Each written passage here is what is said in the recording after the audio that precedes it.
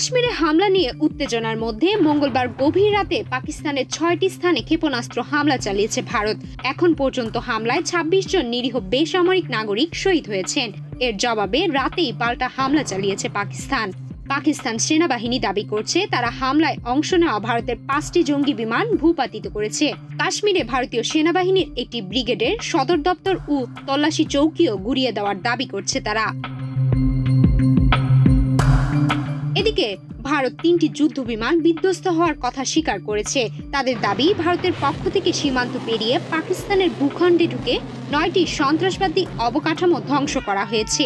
এই অভিযানকে তারা নাম দিয়েছে অপারেশন সিন্ধু, আর এটি করতেই তাদের খোয়াতে হয়েছে ৩টি যুদ্ধ বিমান। তবে পাকিস্তানের দাবি ৫টি ভারতীয় যুদ্ধ বিমান ভূপাতিত করা হয়েছে। ভারত দাবি করছে রাতের আধারে চালানো এই হামলায় কমপক্ষে ৭০ জন সন্ত্রাসী নিহত এবং আরও ৬০ জনের বেশি আহত হয়েছে। ভারতের সেনাবাহিনী বলছে, কাশ্মীরে পাকিস্তানি সেনাদের ছোড়া গোলার আঘাতে ৩ জন বেসামরিক নাগরিক নিহত হয়েছেন। ইতোমধ্যেই ভারত নিয়ন্ত্রিত কাশ্মীরের জম্মু, সাবা, কাঠুয়া, রৌজুরি এবং পঞ্চু এলাকায় স্কুল, কলেজ সহ সব শিক্ষা প্রতিষ্ঠান বুধবার ছুটি ঘোষণা করা হয়েছে। পাশাপাশি ভারতের সীমান্তবর্তী বিমানবন্দরগুলো বন্ধ রাখা হয়েছে এবং সকল ফ্লাইট বাতিল করা হয়েছে। এদিকে পাকিস্তানের সীমান্তবর্তী বিমানবন্দরগুলোর ফ্লাইটগুলো বাতিল করা হয়েছে। দেশটির পাঞ্জাব প্রদেশে জরুরি অবস্থা ঘোষণা করা হয়েছে। এর মুখ্যমন্ত্রী বলছেন, হাসপাতাল এবং জরুরি পরিষেবাগুলো উচ্চ সতর্কতায় রাখা হয়েছে। সকল চিকিৎসক এবং চিকিৎসা কর্মীদের ছুটি বাতিল করা হয়েছে এবং বেসামরিক প্রতিরক্ষা কর্মীদের নিজ নিজ দায়িত্বে ফেরত আসতে বলা হয়েছে।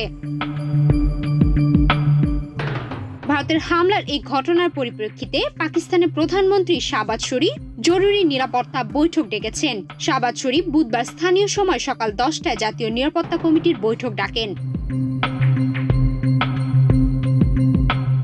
পাকিস্তানের বিভিন্ন স্থানে ভারতের ক্ষেপণাস্ত্র হামলাকে লজ্জাজনক বলেছেন যুক্তরাষ্ট্রের প্রেসিডেন্ট ডোনাল্ড ট্রাম্প। অন্যদিকে এই হামলার ঘটনায় গভীর উদ্বেগ প্রকাশ করেছে জাতিসংঘের মহাসচিব আন্তোনিও গুতেরাস। একই সঙ্গে উভয় দেশকে সর্বোচ্চ সংযম দেখানোর আহ্বান জানিয়েছেন তিনি। এদিকে পাকিস্তানে ভারতের সামরিক হামলাকে দুঃখজনক বলে অভিহিত করেছেন চীনের পররাষ্ট্র মন্ত্রণালয়। চীনের পররাষ্ট্র মন্ত্রণালয়ের মুখপাত্র বলেন, তারা চলমান পরিস্থিতি নিয়ে উদ্বিগ্ন এবং উভয় দেশকে শান্ত থাকতে, সংযম প্রদর্শন করতে এবং পরিস্থিতি আরো জটিল করতে পারে এমন পদক্ষেপ নেওয়ার থেকে বিরত থাকতে আহ্বান জানিয়েছেন। সুমাইয়া মিতু, বাংলাদেশ প্রতিদিন।